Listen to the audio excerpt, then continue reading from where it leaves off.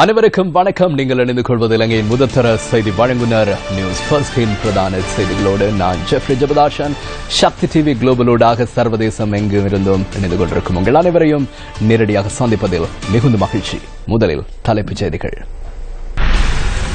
இலங்கை வாக்குறுதிகளை இன்னும் முழுமையாக நிறைவேற்ற வேண்டியுள்ளதாக ஐக்கிய நாடுகளின் மனித உரிமைகள் ஆணையாளர் தெரிவிப்பு. சூழல் பாதிப்பை தடுக்கும் முதல் பொறுப்பு சுற்றாடல் அதிகாரிகளிடம் காணப்படுவதாக ஜனாதிபதி கருத்து. மஹிந்தானந்த அலுத்கமகே பாரிய ஊழல் மற்றும் மோசடி விசாரணை ஜனாதிபதி ஆணைக்குழு முன்னிலையில் ஆஜர். மத்திய வங்கியின் நம்பகத்தன்மையை உறுதிப்படுத்துமாறு எதிர்க்கட்சியினர் அழுத்தம். අර්ජුන මහේන්ද්‍රන් මහත්මයෙක් නෙවෙයි ඉමහත් හොරෙක්. අත්තඩංගුවට ගෙන නීති හමුවට පමුණුවන්න.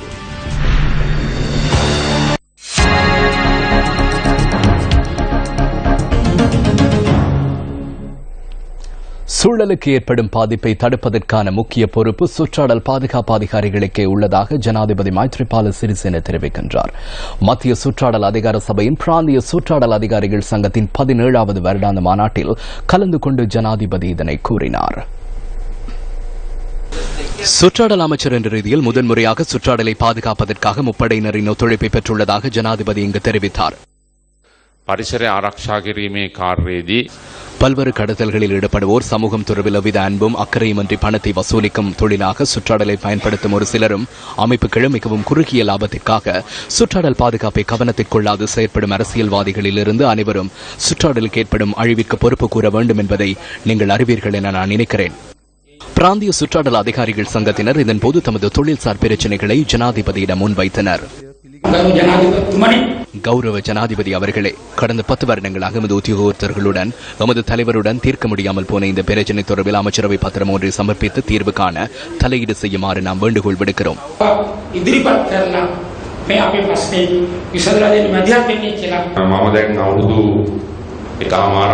நான் 2.5 வருடங்களாக 2வது தடவையாக சுற்றாடல் அமைச்சராக செயற்படுகிறேன். என்னை சந்திப்பதற்கு இந்த விடயம் தொடர்பான கலந்துரையாடலை நடத்துமாறு வேண்டுகோள் விடுத்தீர்களா? 3 அல்லது 4 மாதங்களுக்கு ஒரு தடவை நான் இந்த இடத்திற்கு வருகிறேன். வருடாந்த சம்மேளனத்தை நடத்துவதற்கு என்னிடம் திகதி கோரியுள்ளீர்கள் அல்லவா என நான் வினவியது ஞாபகம் உள்ளதா? நான் திகதி ஒன்றை வழங்கியுள்ளேன். அந்த திகதி ஒன்றை வழங்கினேன். அந்த திகதி உங்களுக்கு கிடைத்ததா என நான் கேட்டேன். நீங்கள் உள்ளே இருந்தீர்கள். ஞாபகம் இருக்கும் வகையில் எவரும் இங்கு இருக்கவில்லை.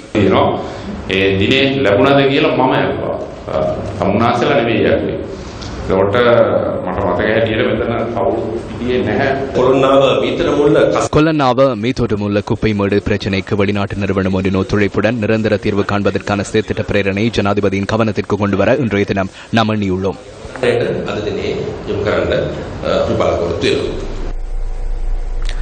மத்திய வங்கி தொடர்பில் எழுந்துள்ள நிலைமையை சீர் செய்வதற்கு கிடைத்துள்ள சந்தர்ப்பத்தை அரசாங்கம் பயன்படுத்த வேண்டும் என அரசியல் கட்சிகளின் பிரதிநிதிகள் சுட்டிக்காட்டுகின்றனர். අජිත් නිවාඩ් කප්රාල් මහ බැංකුවේ අධිපති ධූරයෙන් පිදුම් ලබනවා. மத்திய வங்கியின் ஆளுநர் பதவிக்கு அஜித் நிவாட் கப்ரால் நியமிக்கப்பட்டார். இதுவே இலங்கை வரலாற்றில் மத்திய வங்கிக்கு நேரடியாக அரசியல்வாதி ஒருவர் நியமிக்கப்பட்ட முதலாவது சந்தர்ப்பமாகும். மத்திய வங்கியின் செயற்பாடுகளே ஜனவரி 8ஆம் தேதி மக்கள் முன்னைய ஆட்சியை கவிழ்ப்பது சாதகமான விடயமாக அமைந்திருந்தது. தற்போது என்ன நேர்ந்துள்ளது? ரணில் விக்ரமசிங்கவின் நெருங்கிய நண்பரான அர்ஜுன் மகேந்திரனை மத்திய வங்கியின் ஆளுநராக நியமித்துள்ளார். 2015ஆம் ஆண்டு 6640 கோடிக்கும் அதிக நிதியை அதிக வட்டிக்கு செலுத்துவதற்கு அர்ஜுன் மகேந்திரன் காரணமாக அமைந்துள்ளார். கொள்வனவு முறையில் மாற்றத்தை ஏற்படுத்தியமையே இதற்கு காரணம். தனது மருமகனுக்கு முறையற்ற வகையில் லாப பெற்றுக் கொடுப்பதற்காகவே அர்ஜுன் மகேந்திரன் இதனை மாற்றியமைக்கான காரணமாக அமைந்துள்ளது. அர்ஜுன் மகேந்திரனும் அவரின் உறவினருக்கும் இடையே கொடுக்கல் வாங்கல் இடம்பெற்றிருந்தால் எவ்வித பிரச்சனையும் எழுந்திருக்காது. அதனால் ஜனாதிபதி அர்ஜுன் மகேந்திரனை மீண்டும் நியமிக்க கூடாது. விசாரணையை முன்னெடுத்து தண்டனை வழங்கி அந்த நிதியை மேல அரசாங்கத்திற்கு பெற்றுக்கொள்ள வேண்டும். ஜனாதிபதி அவர் தொடர்பில் அறிவிக்கும் நாளிலேயே அவர் ராஜினாமா செய்ய வேண்டும். பாரிய திருடன் அர்ஜுன் மகேந்திரன் அல்ல. அவரின் பாதுகாப்புக்கான நேரடியாக ரணில் விக்ரமசிங்க முன்னிற்கின்றார். ஐரோப்பிய ஒன்றியத்திலிருந்து இங்கிலாந்தை நீக்குவதால் ஏற்பட்டுள்ள பொருளாதார நெருக்கடி தொடர்பில் ஆராய்வதற்கான குழு ஒன்றில் அவர் நியமிக்கப்பட்டுள்ளார். அந்த நியமனத்தையும் ரணில் விக்ரமசிங்கவே மேற்கொண்டுள்ளார். சத்திய தத்துவ அனாவரணை கொலோத் உண்மை நிலையை ஆராய்ந்து பார்த்தால் மத்திய வங்கியின் ஆளுநர் அர்ஜுன் மகேந்திரன் நிதி மோசடியில் ஈடுபட்டுள்ளார் என கருதி அவரை கைது செய்து சட்டத்தின் முன் நிறுத்த வேண்டும். அர்ஜுன் மகேந்திரன் போன்ற ஒருவரை பயன்படுத்தி இந்த அரசாங்கம் மேற்கொண்ட பாரிய நிதி மோசடியை அவரை பதவி விலக்குவதனூடாக நிறுத்த முடியாது. நிதி மோசடியில் ஈடுபட்டவர்களை கைது செய்து அவர்களை தண்டிப்பதுடன் அதற்கான நாட்டத்தையும் அறவிட வேண்டும். නරාවලකට ඇදන් යන තත්ත්වය වළක්වන්නට හැකියාව තියෙන இலங்கை மத்திய வங்கியின் நம்பிக்கையை மீண்டும் வெற்றி கொள்ளக்கூடிய பக்கசார்பற்ற பொருளாதாரத்துறை தொடர்பான நிபுணத்துவம் கொண்ட பிரஜை ஒருவரை இலங்கை மத்திய வங்கியின் ஆளுநராக நியமிப்பார்கள் என நாம் நம்புகின்றோம். 2015 ஆண்டு பிப்ரவரி மாதம் 27 மத்திய வங்கியில் இடம்பெற்ற பாரிய நிதி கொள்ளையுடன் தொடர்புபட்ட உதவி ஆளுநர்கள் எவரேனும் நியமிக்கப்பட்டால் இந்த நிலைமை மேலும் மோசமடைவதற்கான வாய்ப்புகள் காணப்படுகின்றது என்பதனை நாம் அரசாங்கத்துக்கு அறிவிக்கின்றோம். அரசியலமைப்பு திருத்தம், நீதித்துறை மற்றும் பொருளாதார மறுமலர்ச்சி தொடர்பில் இலங்கை அரசாங்கம் வழங்கிய வாக்குறுதிகளை நிறைவேற்றும் செயற்பாடு தடைப்படும் அபாயம் உள்ளதாக ஐக்கிய நாடுகளின் மனித உரிமைகளுக்கான ஆணையாளர் இளவரசர் சைட்ராட் அல் ஹுசைன் தெரிவித்துள்ளார். ஐக்கிய நாடுகளின் மனித உரிமைகள் பேரவையின் 32வது கூட்டத்தொடரில் சமர்ப்பிக்கப்பட உள்ள வாய்மூல அறிக்கையின் முன்னோடியாக அவர் விடுத்துள்ள அறிக்கையில் இந்த விடயம் குறிப்பிடப்பட்டுள்ளது. கட்சி அரசியல் தொடர்பில் இடம்பெறுகின்ற மாற்றங்கள் மற்றும் ஆட்சியில் இருக்கும் அரசியல் கூட்டமைப்பிற்குள் அதிகாரத்தை பகிர்ந்து கொள்வதற்காக ஏற்படுத்திக் கொள்ளப்படுகின்ற இணக்கப்பாடுகள் காரணமாக எழுந்துள்ள சிக்கலை விரிவடைந்து வரும் அமைச்சரவை புலப்படுத்துவதாக அந்த அறிக்கையில் தெரிவிக்கப்பட்டுள்ளது. இந்த நிலையில் பொறுப்புக்கூறல் உள்ளிட்ட விடயங்கள் தொடர்பில் பல்வேறு கருத்துக்கள் சமூகத்திற்கு விடுக்கப்படுவதாக ஐநா மனித உரிமைகள் ஆணையாளர் சுட்டிக்காட்டியுள்ளார். நீதித்துறையின் சுயாதீன தன்மையை உறுதிப்படுத்தும் சட்டங்களை வலுப்படுத்துதல், சர்வதேச மனித உரிமைகள் பிரகடனங்களுக்கு அமைய தனிப்பட்ட முறைப்பாடுகளை ஏற்றுக்கொள்வதற்காக கட்டமைப்பை உருவாக்குதல் போன்ற நடவடிக்கைகளை இலங்கை அரசாங்கம் மேற்கொள்ள வேண்டும் என அவர் வேண்டுகோள் விடுத்துள்ளார். சுதந்திர தின வைபவத்தில் தேசிய கீதம் தமிழ் மற்றும் சிங்கள மொழிகளில் இசைக்கப்பட்டமை, தடை செய்யப்பட்டோர் பட்டியலில் உள்ளடக்கப்பட்டிருந்த ஒரு சில தமிழ் புலம்பெயர் அமைப்புகள் மற்றும் தனிநபர்கள் அந்த பட்டியலில் இருந்து நீக்கப்பட்டமை போன்ற செயற்பாடுகள் நல்லிணக்கத்தை ஊக்குவிப்பதற்கான நடவடிக்கைகளுக்கு சான்று பகர்வதாக இளவரசர் சையத் அல் ஹுசைன் சுட்டிக்காட்டியுள்ளார். மனித உரிமைகள் பேரவையில் நிறைவேற்றப்பட்ட பிரேரணைக்கு அமைய இலங்கை நடவடிக்கைகள் மேற்கொள்வதை மனித உரிமைகள் பேரவை ஊக்குவிக்க வேண்டும் எனவும் அவர் குறிப்பிட்டுள்ளார். இதேவேளை ஐநா மனித உரிமைகள் பேரவை கூட்டத்தொடரில் கலந்து கொள்வதற்காக இலங்கை அரசாங்கத்தின் பிரதிநிதிகளும் ஜெனீவா நகருக்கு சென்றுள்ளனர். இந்த குழுவில் வெளிவிவகார அமைச்சர் மங்கள சமரவீர, நீதி அமைச்சர் விஜயதாச ராஜபக்ச, நல்லிணக்க செயற்பாடுகளுக்கான இணைப்பு அலுவலகத்தின் செயலாளர் மனோ தித்தவெல்ல ஆகியோரும் அடங்குகின்றனர். ஜெனீவா சென்றுள்ள தமிழ் தேசிய மக்கள் முன்னணியின் தலைவர் கஜேந்திரகுமார் பொன்னம்பலம் நியூஸ் ஃபர்ஸ்டுக்கு வழங்கிய விசேட சேவை அடுத்து ஐநாவின் மனித உரிமைகள் பேரவையின் 32வது கூட்டத்தொடர் ஜெனீவாவில் நடைபெறுகின்றது. நீங்கள் அங்கு சென்றிருக்கின்றீர்கள். இந்த சந்தர்ப்பத்தில் நீங்கள் அங்கு சென்றதன் நோக்கம் என்ன? ஐநா மனித உரிமை ஆணையாளருடைய வாய்மூல அறிக்கை நாளைய தினம் 29ஆம் தேதி சமர்ப்பிக்கப்பட இருக்கின்றது. ஆகவே இலங்கை தொடர்பாக இந்த அமர்வுகளில் விசேஷமாக பேசப்படுகின்ற ஒரு நிலையிலே நாங்கள் கடந்த காலங்களிலும் இலங்கை எடுக்கப்பட்ட பொழுது இங்கு கலந்து கொண்ட காரணங்களுக்காக நாங்கள் தொடர்ச்சியாக அந்த கோணத்திலிருந்து நாங்கள் இந்த அமர்வுகளில் கலந்து கொள்வதற்காகத்தான் நாங்கள் முடிவெடுத்து இங்கு வந்திருக்கின்றோம். என்னென்ன கோணத்தில் நாங்கள் ஏமாற்றப்பட போகின்றோம், எப்படி ஒரு உள்ளக விசாரணையோடு நிபந்தனை இல்லாத ஆதரவை கொடுத்து நாங்கள் இந்த ஆட்சி மாற்றத்தை ஏற்படுத்தினால் எப்படி ஒரு உள்ளக விசாரணையோடு எங்களுடைய பொறுப்புக்கூறல் என்ற விடயம் முடக்கப்படும், அரசியல் தீர்வு சம்பந்தமாக கூட தீர்வு இல்லாத ஒரு 13ஆம் திருத்தம் என்ற விடயத்தோடு அரசியல் தீர்வும் முடக்கப்படும் என்ற விடயங்களை நாங்கள் சுட்டிக்காட்டி வந்திருக்கின்றோம். எங்களுடைய மக்களுக்கு ஒரு நன்மை கொடுக்கக்கூடிய வகையிலே மாற்றங்களை ஏற்படுத்துறதுக்காகத்தான் நாங்கள் இங்கு வந்து. இதுவரையில் எவ்வாறான அமைப்புகளை நீங்கள் சந்தித்தீர்கள்? நாடுகளின் பிரதிநிதிகளை சந்திக்க முடிந்ததா? எங்களுடைய கருத்துக்களை ஏற்று ஒரு பொது நிலைப்பாடை எடுத்து நாடுகளுக்கு அர்த்தம் கொடுக்கக்கூடிய வகையிலே அமைப்புகளை மனித உரிமை அமைப்புகளை சந்திச்சு கொண்டு வருகிறது. மனித உரிமை அமைப்புகள் எத்தனையோ நூற்றுக்கணக்கான அமைப்புகள் பதிவு செய்யப்பட்டிருக்கிற அமைப்புகள், அது விசேஷமா இலங்கை தொடர்பாக அக்கறை காட்டுற அமைப்புகள் இருக்கின்றன. நாங்கள் ஒரு சில அமைப்புகளை நேரடியாக நாங்கள் சந்திச்சிருக்கிறோம். கூடுதலான அமைப்புகளை சைடு இவென்ட், அதாவது ஐநா அமர்வுகள்ல அரசு சார்பற்ற அமைப்புகள் உத்தியோகபூர்வமற்ற வகையில ஒரு சில நிகழ்வுகளை செய்வது வழக்கம். தமிழ் மக்களின் பிரதிநிதிகள் சிலரும் அங்கு வந்திருப்பதாக அறிகின்றோம். அவர்களின் பங்களிப்பு எவ்வாறு இருக்கின்றது? எங்களுக்கு இருக்கிற மிகப்பெரிய சவால் தமிழ் தேசிய கூட்டமைப்புடைய தலைமைகள், அவை நாடுகள் மட்டத்தில் அவர்கள் இங்கு ஸ்ரீலங்கா அரசாங்கத்துடைய கொள்கை சரியான கொள்கை என்றும் அவர்கள் அதை நடைமுறைப்படுத்துறதுல தான் சரியான ஆக்கப்பூர்வமான நடவடிக்கை ஒரு முழுமையாக எடுக்காமல் இருக்கிறதாகவும், ஆகவே அவர்களுக்கு கொள்கையை நடைமுறைப்படுத்துறதுக்கு கூற வேண்டும் என்று தான் சொல்லியிருக்கிறார். ஆனால் எங்களை பொறுத்தவரையிலே ஸ்ரீலங்கா அரசாங்கத்துடைய கொள்கையே ஒரு கேள்விக்குறியான ஒரு. அது மட்டும் இல்லாமல் எங்களை பற்றி சொல்லியிருக்கிறார் என்றால், நாங்கள் மக்களால் நிராகரிக்கப்பட்ட தரப்பு, ஆகவே நாங்கள் அந்த நாடுகள் எங்களை பெரிய அளவில் கருத்தில் எடுக்க வேண்டிய தேவையில்லை, சந்திக்க வேண்டிய தேவையில்லை என்றும் கூறியிருக்கிறார். அவர்கள் மேலே தமிழ் தேசிய கூட்டமைப்போட தலைமைகள் செயல்படுற அதே கோணத்தில் தான் இங்கு செயல்பட்டுக் கொண்டிருக்கின்றார்கள். இலங்கை அரசாங்கத்தின் பிரதிநிதிகளும் அங்கு வருகை தந்திருக்கின்றார்கள். அவர்களுடன் இணைந்து ஏதேனும் நடவடிக்கையில் அல்லது சந்திப்பில் ஈடுபட்டீர்களா? அதற்கான எண்ணம் உள்ளதா? இல்ல, எங்களை பொறுத்தவரையில ஸ்ரீலங்கா அரசாங்கத்தோடு சந்திப்பதற்கு, ஜெனீவால சந்திப்பதற்கு எங்களுக்கு எந்த விதமான தேவையும் கிடையாது. அந்த சந்திப்புகள் பிரயோசனம் இல்லை என்ற கோணத்தில் தான் ஜெனீவா மனித பேரவையில நாங்கள் தீர்மானங்களை நிறைவேற்றணும் என்ற கோணத்தில் அது சரியான வகையில அந்த தீர்மானங்கள் அமையணும். இந்த தீர்மானங்கள் இப்போதைக்கு நிறைவேற்றப்பட்ட தீர்மானங்கள் எங்களுக்கு ஏமாற்றத்தை கொடுக்கிறதாக நாங்கள் விமர்சித்து இருக்கிறதுக்கான காரணமே ஸ்ரீலங்கா அரசாங்கத்தோட பேசி பிரயோசனம் இல்லை என்ற கோணத்தில் இந்த விடயங்கள் தொடர்பாக அது ஸ்ரீலங்கா அரசாங்கம் ஒழுங்கு செய்திருக்கின்ற இன்றைக்கு ஜெனீவா நேரம் 3 மணிக்கு ஒழுங்கு செய்திருக்கின்ற அவர்களுடைய கலந்துரையாடலுக்கு நாங்கள் செல்ல இருக்கின்றோம். ஏனென்றால் எங்களுக்கு வாய்ப்பு கிடைத்தால் அது சம்பந்தமாக அவர்களுடைய செயல்பாடுகள் சம்பந்தமாகவும் ஸ்ரீலங்காவுடைய வெளிவிவகார அமைச்சரிடம் நாங்கள் கேள்வியையும் கேட்க விரும்புகிறோம். ஆனால் எங்களுக்கு வாய்ப்பு கிடைக்குமோ தெரியல. ஆனால் நாங்கள் நிச்சயமாக அப்படிப்பட்ட நிகழ்வுகளில் நாங்கள் கலந்து கொள்ள தயாராக. தமது பிரதிநிதியை தெரிவு செய்வது தொடர்பில் மீண்டும் சிந்திப்பதற்காக மக்களை தழிவூட்டும் மீண்டும் சிந்தியுங்கள் பாரிய திட்டம் 3, அதாவது நாட்டின் 3 பகுதிகளில் இன்று முன்னெடுக்கப்பட்டது. மட்டக்களப்பு, நுவரெலியா மற்றும் கொழும்பு ஆகிய பகுதிகளில் நியூஸ் ஃபர்ஸ்ட் குழுவினர் மக்களை தெளிவூட்டினார்கள்.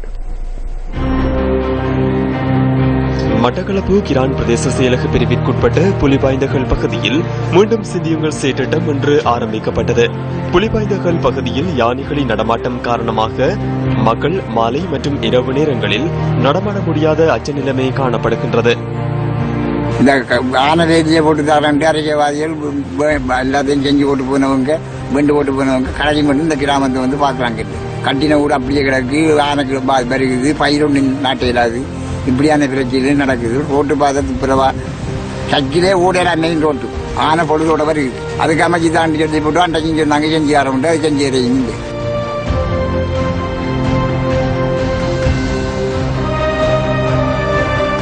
தேர்தல் நேரம் அவங்க தேர்தல் கேட்டது 2 போறாங்க. இங்க ஒரு நேரம் எங்களை கவனிப்பாரு யாரும் இல்லை. அவங்களோட கடமை முடிஞ்சோடனே அவங்க போறாங்க. இங்க யானை எங்களால இருக்க முடியல. வருஷம் எங்களை சொல்லிடலாம் அதிர்மங்கியா போகுது. இது என்ன ஒரு நடவடிக்கை யாரும் எடுக்கிறாங்கல்ல.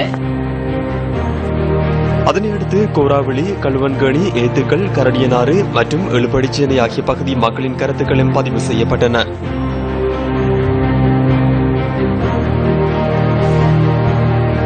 ஏத்துக்கல் பகுதியில் வெளிச்சவோடு இயங்காமையினால் மீனவர்கள் திசை மாறி பயணிக்க வேண்டிய அபாயம் காணப்படுகின்றது.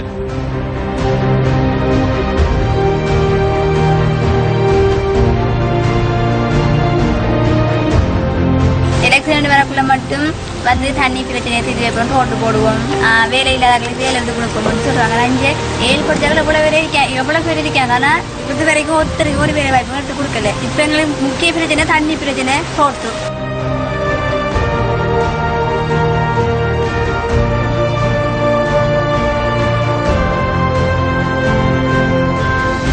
தேர்தல்காரன் வராங்க, போட்டை போடுங்க, உங்களுக்கு செய்யறோம், வீடு சாரம், கிணறு கட்டி சாரம், தண்ணி பைப்பு செஞ்சாரோம். இந்த பைப் இருக்கு, அந்த பைப்பு ஒரு இதுவும் இல்லை, அது உடைஞ்சு கிடக்கு, நாம் செஞ்சு தராங்க. மத்திய குழுவினர் மட்டக்களப்பு மாவட்டத்தின் வடமுனை, புனானை, மயிலந்தன்னை, முள்ளிவட்டுவான் மற்றும் மாங்கனி ஆகிய பகுதிகளுக்கு சென்றனர். வடமுனை பகுதியானது மட்டக்களப்பு மற்றும் புலனறுவை மாவட்டத்தின் எல்லை கிராமமாக விளங்குகின்றது. இந்த கிராம மக்கள் யுத்த கால பகுதியில் இடம்பெயர்ந்து மீள்குடியேறியுள்ளனர். வடமுனை கிராமத்தின் வீதி நீண்ட காலமாக செப்பனிடப்படாமை மற்றும் மின்சாரம் வழங்கப்படாமை தொடர்பில் மக்கள் அதிருப்தி வெளியிட்டனர். எலெக்ஷன் போட்டு கேட்டு மட்டும் ஆக்கள் கணக்கணக்க வராங்க போறாங்க, எல்லாம் செய்யறாங்க. பாருங்க, அவசரம் இருந்தாலும் ஒரு பிள்ளையில கூட்டிட்டு போறோம்னாலும் நான காட்டு வழியால ஒன்றும் போட்டுக்கிறாரு. ஒரு வாகனம் கொண்டு போறதுக்கும் கடும் சிக்கலாக தான் இருக்குங்க. வர்ற வழி ஒழுங்காட்டாங்க, எங்களுக்கு போக்குவரத்து வசதியா இருக்கும். ஆனப்படியாலே எந்த உதவியும் கிடையாதுங்க. பாருங்க, இப்போ இத்தனை வருஷமாக வந்து காலமாக வந்து எங்களுக்கு எனக்கு ஒரு இதுவுமே கிடையாதுங்க. அப்போ இப்படியான பிரச்சனை இருக்குதுங்க. அந்த எலெக்ஷன் டைமுக்கு வந்துட்டு நாங்கள் உங்களுக்கு அப்படி செய்து தரோம், இப்படி செய்து தரோம், அதை தரம் இதை தரன்ட்டு வராங்க. ஆனால் இதுவரையிலையும் ஆக்கள் வந்த மாதிரி போன மாதிரி இல்லை. யானைகளின் அச்சத்தின் மத்தியில் வாழ்ந்து வருகின்றனர் புனானை மற்றும் மயிலந்தண்ணை பகுதி மக்கள். மின்சார வேலி அமைப்பதே இந்த பகுதி மக்களின் ஏகோபித்த கோரிக்கையாகும். கிராமத்தை பற்றி தெரியாத ஆக்கள் இல்லை, எல்லாரும் போறவங்க பார்த்துட்டு நம்ம போறவங்க சும்மா வாயில பேசி கொண்டு போறாங்க, செய்யற அளவு இல்ல. அந்த இடையில பாலங்கள் போட்டு செஞ்சா தான் ரோட்டா இருக்கு. இல்லாட்டி இந்த வாரம் மாறிக்க அடிச்சுட்டு வாங்கிட்டு போறாங்க, செஞ்சு தாரம் திருப்பி அவங்க வராங்க இல்ல. அந்தந்த எலெக்ஷன் டைமுக்கு தான் வராங்க. அந்த தேர்தல் டைம்ல மட்டும் அக்கறை காணலாம். காட்டியான பெரிய சொல்லியா இருக்கு சார். இங்க அதை கூட இது பண்ணிட்டாரு. எல்லாரும் பாயில பேசி கொண்டு போறாங்க, செய்யற அளவு இல்ல. போக்குவரத்து இல்ல, மீட்டிங் பேச்சு எல்லாம் செஞ்சு தரணும்னு சொல்றாங்க தான், இன்னும் ஒன்றும் செய்யல. அதனையடுத்து நியூஸ் ஃபர்ஸ்ட் குழுவினர் மாங்கனி பகுதிக்கு சென்று மக்களின் கருத்துக்களை பதிவு செய்தனர்.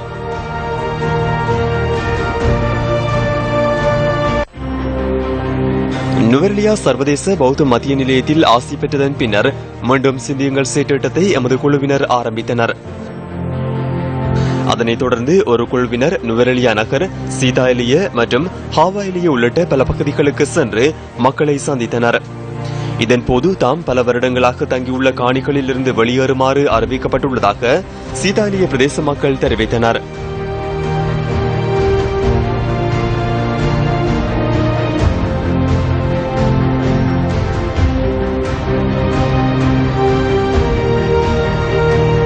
ஏழு கிராமங்கள் இதனுடன் தொடர்பு பட்டுள்ளன. இந்த பகுதி அவர்களுடையது என கூறுகின்றனர்.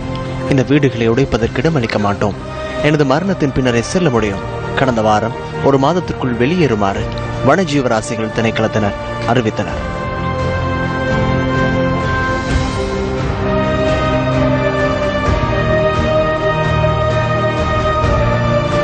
பின்னர் நியூஸ் ஃபர்ஸ்ட் குழுவினர் பட்டிபோல, அக்கல, கோவில் பத்தன, மீபிலிமான உள்ளிட்ட பல பகுதிகளுக்கும் சென்றனர்.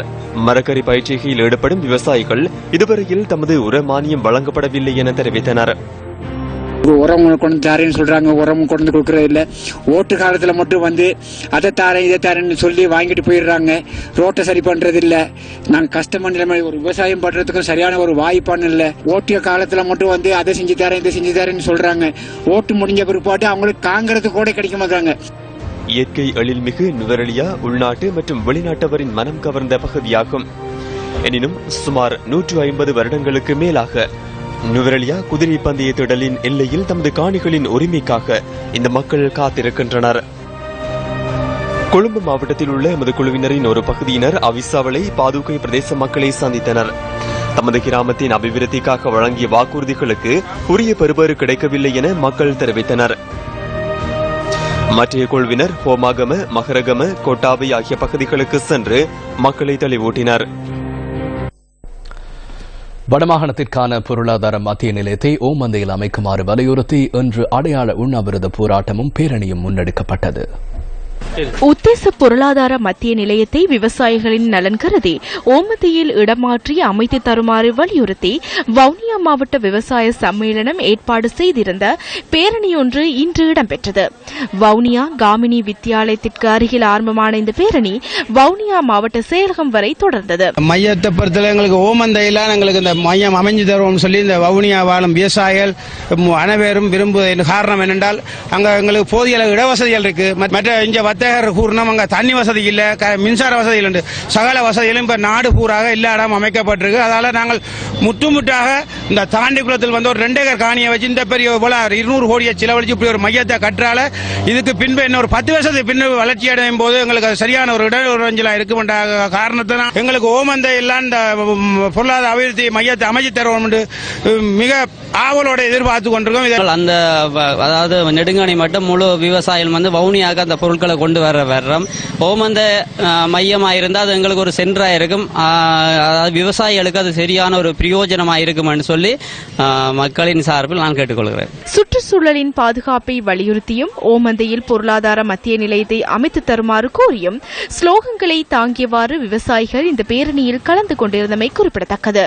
இந்த பேரணியில் பாராளுமன்ற உறுப்பினர் சிவசக்தி ஆனந்தன், வடமாகாண சபை உறுப்பினர் ஆர் இந்திரராசா ஆகியோரும் கலந்து கொண்டிருந்தனர். வவுனியா மாவட்டம் வடமாகாணத்திலே ஒரு மத்திய பகுதியில் அமைந்திருக்கிற காரணத்தினால் வவுனியா நகரத்தை தாண்டி ஆயிரக்கணக்கான வாகனங்கள் வடக்கு நோக்கியும் வடக்கிலிருந்து தெற்கு நோக்கி ஆயிரக்கணக்கான வாகனங்கள் செல்வதனால் போக்குவரத்து நெருக்கடி, சன நெரிசல். இதுக்கு அப்பால் வவுனியா நகரத்திலே தேசிய பாடசாலைகள், மாகாண பாடசாலைகள் இருக்கிற காரணத்தினால் பல ஆயிரக்கணக்கான மாணவர்கள் இந்த வவுனியா நகரத்தை பெற வேண்டிய ஒரு தேவை ஏற்படுவ காரணமாக விபத்துக்கள் ஏற்படக்கூடிய ஆபத்துகள் இருக்கின்றது. வடமாகாணத்தில் இருக்கக்கூடிய ஒரு விவசாய கல்லூரி ஒன்று இந்த விவசாய பண்ணையோடு சேர்ந்து இருக்கின்றது. ஆகவே இந்த தாண்டிக்குளம் விவசாய ஆராய்ச்சி பண்ணை எடுக்கிறதன் ஊடாக இந்த விவசாய கல்லூரி கூட மூட வேண்டிய தேவை ஏற்பட இருக்கிறது. ஆகவே அரசாங்கம் வடக்கிலும் சரி கிழக்கிலும் சரி குறைந்தபட்சம் இந்த அபிவிருத்தி பணிகளை செய்யும் போது கூட மாகாணத்தினுடைய முதலமைச்சர்கள், பாராளுமன்ற உறுப்பினர்களுடைய கருத்துக்களை கேட்டு அதன்படி செய்ய வேண்டிய ஒரு தேவைப்பாடு இருக்கின்றது. பேரணியின் நிறைவில் பிரதமரிடம் கையளிக்கும் பொருட்டு மகஜர் ஒன்றை மாவட்ட செயலாளரிடம் விவசாயிகள் கையளித்தனர். வவுனியா வடக்கு பிரதேச செயலகத்திற்கு முன்பாக நெடுங்கணி பிரதேச விவசாயிகள் இன்று அடையாள உண்ணாவிரதத்தில் ஈடுபட்டனர். வவுனியா வடக்கு பிரதேச செயலகத்திற்கு முன்பாக இந்த உண்ணாவிரத போராட்டம் முன்னெடுக்கப்பட்டது. வடமாகாணத்திற்கு உத்தேச பொருளாதார மத்திய நிலையத்தை ஓமந்தையில் அமைக்குமாறு வலியுறுத்தி இந்த உண்ணாவிரதம் முன்னெடுக்கப்பட்டது. பொருளாதார மத்திய நிலையம் நிச்சயமாக ஓமந்தையிலே அமைத்து தர வேண்டும். எமது பிரதேசம் யுத்தத்தினால் இருள் சூழ்ந்த கட்டமாக நாங்கள் வாழ்ந்து எத்தனையோ தடவை இடம்பெயர்ந்து மீளக்கூடிய அமர்ந்திருக்கின்றோம். எனவே ஓமந்தை பொருத்தமான இடம், அந்த இடத்திலே பொருளாதார மத்திய நிலையம் அமைய வேண்டும். அது எமது விவசாயிகளாகிய எங்களுடைய முழு விருப்பமும். அதனை நிறைவேற்றித்தர எல்லோரும் ஒத்துழைக்க வேண்டும். பாராளுமன்ற உறுப்பினர் மஹிந்தானந்த அலுத்கமகே பாரிய ஊழல் மற்றும் மோசடிகளை விசாரணை செய்யும் ஜனாதிபதி ஆணைக்குழுவுக்கு இன்று அழைக்கப்பட்டிருந்தார். நாவலப்பிட்டியில் ரயில்வே திணைக்களத்திற்கு சொந்தமான காணி ஒன்றில் கட்டடம் நிர்மாணிக்கப்பட்டமை குறித்து வாக்குமூலம் பெறுவதற்காகவே மஹிந்தானந்த அலுத்கமகே ஜனாதிபதி ஆணைக்குழுவிற்கு இன்று அழைக்கப்பட்டிருந்தார். அவர்களுக்கு தேவையான அனைத்து தகவல்களையும் நான் வழங்கினேன். பாரிய குற்றங்கள் தொடர்பான ஆணைக்குழு என்றே இதனை கூறுகின்றார்கள். நான் சட்டப்பூர்வமாக கொள்வனவு செய்த காணி தொடர்பில் விசாரணை செய்வதற்காகவே என்னை அழைத்தனர். இது தொடர்பில் நீதிமன்றத்தில் வழக்கு தாக்கல் செய்யப்பட்டுள்ளது. சர்ச்சை ஏற்படுத்தியுள்ள மத்திய வங்கியின் முறிகள் விநியோகம் தொடர்பிலான விசாரணை அறிக்கையை வெளியிடுமாறு லஞ்ச ஊழல் விசாரணை ஆணைக்குழுவிடம் கஃபே அமைப்பு வேண்டுகோள் விடுத்துள்ளது. கஃபே எனப்படும் சுதந்திரமானதும் நீதியானதுமான தேர்தலுக்கான மக்கள் அமைப்பின் நிறைவேற்று பணிப்பாளர் கீர்த்தி தென்னக்கோன் ஆணைக்குழுவிற்கு அனுப்பியுள்ள கடிதத்தில் இந்த வேண்டுகோள் முன்வைக்கப்பட்டுள்ளது. 2015 ஆண்டு இடம்பெற்ற முறிகள் விநியோகம் மற்றும் அதனுடன் தொடர்புடைய செயற்பாடுகள் தொடர்பில் லஞ்ச ஊழல் ஒழிப்பு ஆணைக்குழு விசாரணை மேற்கொண்ட போதிலும் இதுவரையில் வழக்கு தாக்கல் செய்யப்படவில்லை என அந்த கடிதத்தில் குறிப்பிடப்பட்டுள்ளது. விசாரணை தொடர்பான தகவல்களை ஜனாதிபதி மற்றும் பிரதமரிடமும் முன்வைத்து ஜூன் மாதம் 30 அர்ஜுன் மகேந்திரனின் பதவிக்காலத்தை நிறைவு செய்யுமாறு கஃபே அமைப்பு வேண்டுகோள் விடுத்துள்ளது. புதிய நியமனத்திற்கு இந்த அறிக்கை பயனுள்ளதாக அமையும் எனவும் கஃபே அமைப்பு சுட்டிக்காட்டியுள்ளது. பெருந்தொகை பணம் செலவிடப்பட்டும் உரிய முறையில் புனரமைக்கப்படாத பல குளங்கள் வடபகுதியில் காணப்படுகின்றன. முல்லைத்தீவு நஞ்சுண்டான் குளமும் இதற்கு சான்று பகர்கிறது. முல்லைத்தீவு மாவட்டத்தின் புதுக்குடியிருப்பு பிரதேச செயலாளர் பிரிவில் உடையார்காட்டிற்கும் விசுவமடுவிற்கும் இடையில் நஞ்சுண்டான் குளம் அமைந்துள்ளது.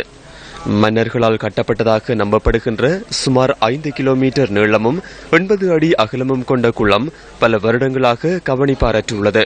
இந்த குளம் புனரமைக்கப்பட்டால் சுமார் 5000 ஏக்கருக்கும் மேற்பட்ட விவசாய நிலங்களுக்கு நீரை பெற்றுக்கொள்ள முடியும் என்பது விவசாயிகளின் கருத்து.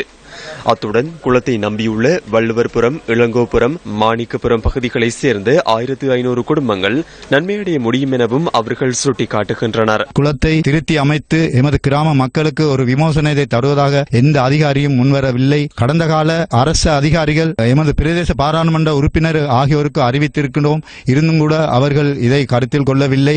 வடக்கின் வசந்தம் திட்டத்தின் கீழ் விவசாயத்துறையின் மேம்பாட்டிற்காக 3360 மில்லியன் ரூபாய் ஒதுக்கப்பட்டது.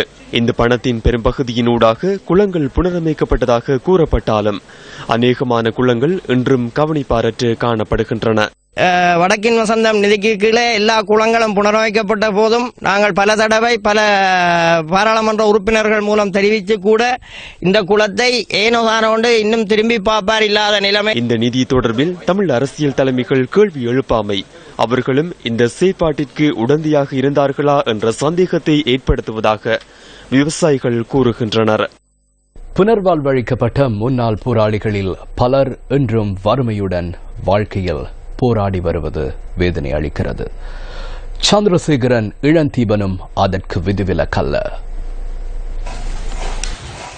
வவுனியா சேமமடு முதலாம் வட்டாரத்தில் வசித்து வருகின்றார் சந்திரசேகரன் இளந்தீபன். புனர்வாழ்வு பெற்று விடுதலை செய்யப்பட்ட போதிலும் பல்வேறு இன்னல்களுக்கு மத்தியில் தமது அன்றாட வாழ்வினை கொண்டு செல்கின்றார் இந்த முன்னாள் போராளி. கூலி தொழில் மூலம் மனைவி மற்றும் 1.5 வயது பிள்ளையுடன் அன்றாட வாழ்வினை இவர் கொண்டு செல்கின்றார். நிரந்தர வீடின்றி கொட்டிலில் வசித்து வரும் இவர் மழைக்காலங்களில் பல துன்பங்களை எதிர்கொள்ள நேரிடுவதாக தெரிவிக்கின்றார். போக்குவரத்து வசதியற்ற பகுதியில் வாழ்ந்து வரும் தனக்கு பொருளாதார ரீதியில் உதவி செய்வதற்கு எவரும் முன்வரவில்லை எனவும் சந்திரசேகரன் இளந்தீபன் குறிப்பிட்டார். மாசம் 5ஆம் தேதி தான் ரிலீஸ் பண்ணாங்க. இதுவரைக்கும் அரசாங்க உதவி ஒன்றும் இல்லை, கிடைக்கவில்லை. பெரும் கஷ்டத்து மத்தியில் தோட்ட வேலைகள் கூலி வேலைகளுக்கு போய்தான் எங்களோட வாழ்வாதாரம் போய்கொண்டிருக்கு.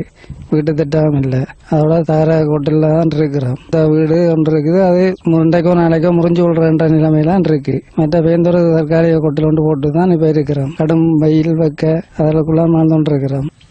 சமுதாயத்தின் விடுவிற்காய் போராடிய தனக்கு எப்போது விடுவு கிடைக்கும் என்ற ஏக்கத்துடன் உள்ளார் இந்த முன்னாள் போராளி. இத்துடன் இரவு 8 மணி நியூஸ் ஃபர்ஸ்டின் பிரதான செய்தி அறிக்கை நிறைவு பெறுகிறது. நமது அடுத்த பிரதான செய்தி அறிக்கையினை இரவு 10:45 எதிர்பாருங்கள். எங்களோடு இணைந்து கொண்ட உங்கள் அனைவருக்கும் நன்றிகள்.